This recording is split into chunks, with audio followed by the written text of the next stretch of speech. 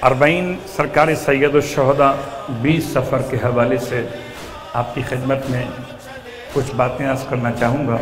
एक ज़िम्मेदारी है उलमा की कि वो इस पैगाम को इस तरह आगे बढ़ा रहे हैं, हम सब उसको फॉलो करें। ये बात याद रखें कि आज़ादारी के साथ आज़ादारों का तहफ़्फ़ुज़ भी लाज़िम है।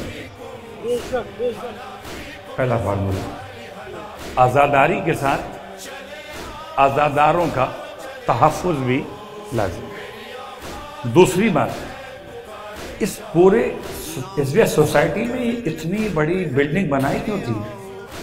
अगर हर घर में अलग अलग मातम हो सकता था, ये क्यों बनाई हुई? ये बनाई आपके इज्तिमा के लिए, ये बनाई मरकजियत के लिए। तो जो इसकी अहमियत है वो घर के आधा खाने की नहीं है। मुझे माफ़ कीजिएगा, मैं निस्बत की बात नहीं कर रहा, मैं सिर्फ बात कर रहा हूँ कि घर का आधा खाना मेरे घर वालों के लिए, ये आधा खाना पूरे महल्ले वालों के लिए, पूरे शहर वालों के लिए, जो यहाँ तक आ सकते, यहाँ से वहाँ तक। दूसरी बात, मिसाल लीजिए, इबादत में एक नमाज आप पढ़ते हैं अपने घर में, नमाज फुरादा है, और नमाज मस्जिद में पढ़ते हैं, वो क्या है? जमात। नमाज जमात का सवाब ज्यादा है कम? फ़िक़्ह जाफरिया के लिहाज से हर मस्जिद में जुमा हो सकता है, हिज़िया में होगा? क्यों नहीं होगा? का फासला शर्त है। क्यों? ताकि एक मरकजियत कायम की जाए। अगर हर गली कूचे में जुमा होने लगे तो कहीं 6 लोग जुमे में होंगे, कहीं 10 होंगे, फिर जुमा न रहेगा, हफ्ता हो जाएगा। हफ्ते का मतलब रूटीन वाली नमाज। तो मरकजियत की अहमियत पे गौर कीजिए। खुदा चाहता तो हर इलाके में एक काबा बनवा देता कि हज वहीं कर लो। पाकिस्तान में काबा होता तो इस्लामाबाद में होता, बिल्कुल जहाँ इस्लामी नहीं है, कराची में होता।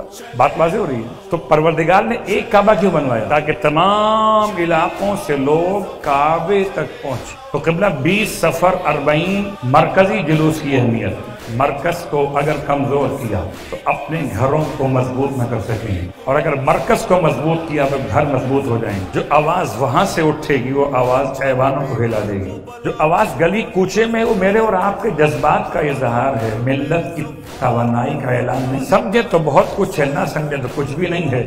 अब बाज़ इलाकों से लोग प्यादा रवी कर पैदल चलेंगे और नश्तर पार्क तक पहुंचेंगे, उनका शायद मकसद के इलाकों में अज़ा हो जाए। ये इलाकाई अज़ा है, इज्तिमाई अज़ा नहीं है। और अगर इलाकाई अज़ा इज्तिमाई अज़ा के साथ टकरा जाए तो इज्तिमा को अहमियत। अल्लाह के रसूल ने गदीर खुम के मैदान में मजमा क्यों लगवाया था? पीछे रह गए, उनका इंतजाम किया, आगे निकल गए, उनको वापस बुलवाया। वरना आप पर्चे पटवा देते, जहाँ पर है वहीं पढ़ दे अली मौला अली मौला।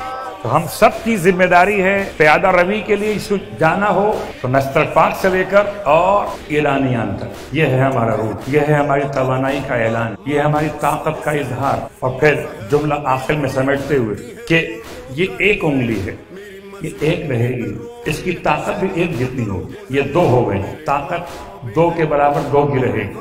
3 हुई, 4 हुई, 5 हुई, अलग अलग 5 हैं, तो हर एक को तोड़ना आसान है। और अगर ये मुट्ठी बन गई तो ये मुक्का हो जाएगा। अब आप चाहते हैं कि अलग अलग रहें, और बिखरे हुए दाने कितने हसीन के ना हो, तस्बीह नहीं कहलाते। तस्बीह जबी होंगे जब विलायत के धागे में उनको पिरोया गया। बस मैंने पैगाम को मुकम्मल कर दिया कि हम सबकी शरई जिम्मेदारी है कि आज़ादारी और आज़ादारों का तहफ़्फ़ुज़। मेरा मुर्शिद, मेरा आका, मेरा सुल्तान अली, मेरे दिल में तो सदा, मेरे दिल में तो सदा मौला मेरा रहता है। काश एक रोज मेरे घर में हो मेहमान।